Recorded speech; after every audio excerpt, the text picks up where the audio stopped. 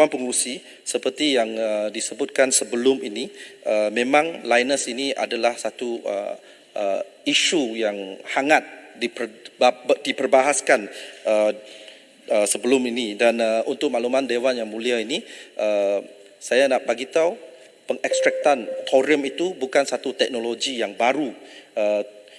Sebenarnya pengekstraktan thorium itu sudah wujud di negara-negara lain, tetapi di negara yang ada lombong rare earth itu, mereka tak gunakan cara ini sebab mereka tidak perlu menggunakan cara ini kerana melibatkan kos yang tinggi. Mereka hanya perlu gunakan mine lombong yang sedia ada tu. Ya, mereka just letak balik dalam lombong tersebut, yang tidak perlu mereka memproseskan waste seperti WLP dengan untuk makluman hadirin sekalian. Tetapi di negara kita tidak dapat membuat demikian sebab di Malaysia lombong tidak ada di Malaysia.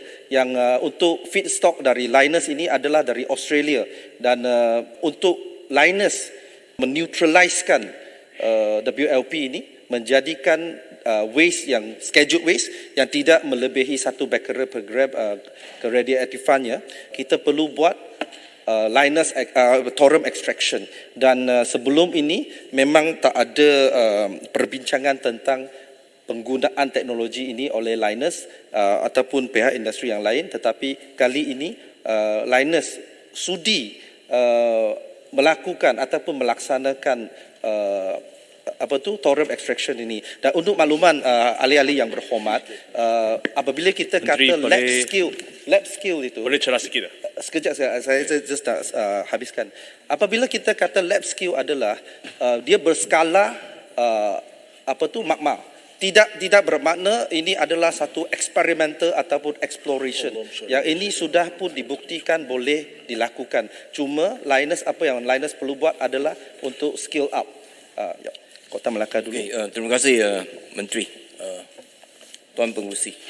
Terima kasih atas jawapan yang diberi oleh Menteri.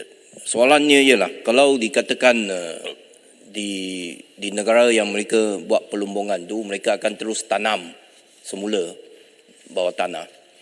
Kenapa Linus tak buat sedemikian di lumbung mereka? Kenapa mereka perlu hantar ke Malaysia untuk buat proses selanjutnya? Adakah di sana rakyat mereka juga menentang? Sebab itu mereka terpaksa hantar ke luar negara.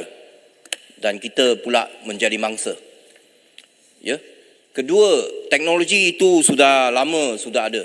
Ya, memang kita tahu sudah lama ada. Kenapa teknologi yang sekian lama sudah ada, kenapa mereka tak gunakan? Adakah kerana tidak ekonomik untuk mereka buat sedemikian?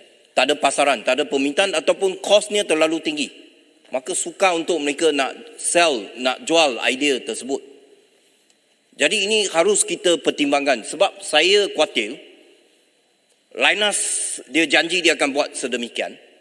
Lepas 2 tahun dia tak dapat deliver, maka kita macam telah ditipu oleh Linus.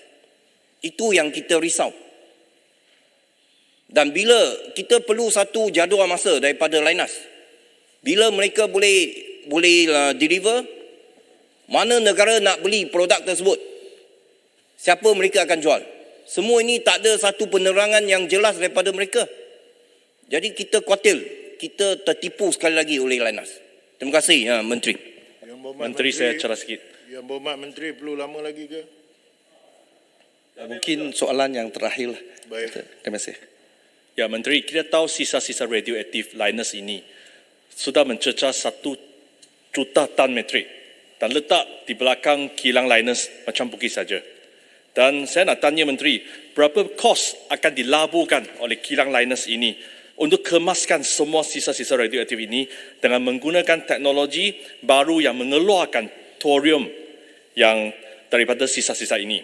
Dan eksperimen teknologi baru ini, kami tahu, walaupun ada bukti dia boleh keluarkan thorium, tapi berapa tan metrik mereka telah cuba. Dan kita mesti ingat yang sekarang kami nak keluarkan thorium adalah sebanyak yang mencecah 1 juta tan metrik sisa-sisa radioaktif. Ini bukan satu angka yang kecil. Adakah Liners laburkan dan ingin belanja duit ini untuk keluarkan semua thorium dan kemaskan semua sisa-sisa radioaktif yang mencecah sudah 1 juta tan metrik ini. Sekian, terima kasih. Terima kasih ahli-ahli yang berhormat Kota Melaka dan juga Raub.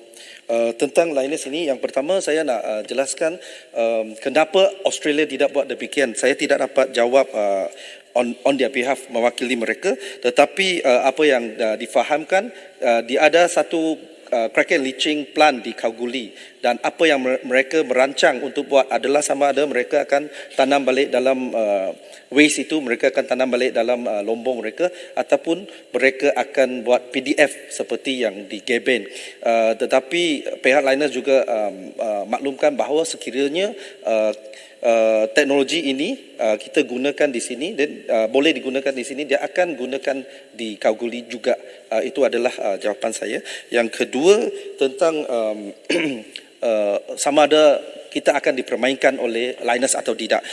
Untuk makluman Dewan Yang Mulia ini, AELB akan menjadi agensi pemantau, dan kita tidak akan, bukannya akan memantau apabila sudah sampai tempoh baru kita pergi memantau, dan sebenarnya kita akan ada pemantauan secara berkala, dan kita akan memantau progres tersebut, bagaimana mereka akan skill up dari segi lab skill kepada industry skill. Dan untuk makluman saudara yang berhormat Raub, thorium ini dia boleh diekstrak dari apa yang kita ada sekarang, WLP 1.2 juta metric ton. Dari sana kita boleh ekstrak thorium dalam sekitar 700 ton.